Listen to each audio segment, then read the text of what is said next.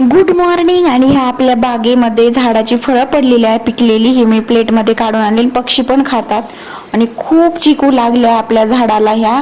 आणि इतकी गोड आहेत, साखरेपेक्षा गोड आहेत. आणि कुठलंही त्याला खत नाही, काय नाही, आपलं पाण्यावरतीच त्याची फळं इतकी मोठी झाली आणि खूप गोड लागतायत.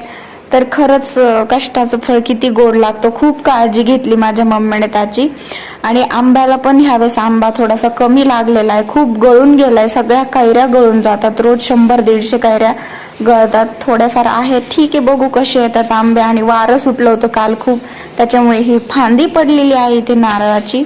आणि हा आमचा पाणी साठवण्याचा हौद आहे. 3-3.5 हजार लिटर पाणी मावतं याच्यामध्ये. आणि असं बकेटेने आम्ही पाणी वरती काढतो. तर तुम्ही कसं काढता मला नक्की सांगा. मी इथे झोपेतून उठून डायरेक्ट मस्त उन्हात येऊन बसले आहे. आणि चॅनलला सबस्क्राईब करा, लाईक करा, शेअर करा. बाय.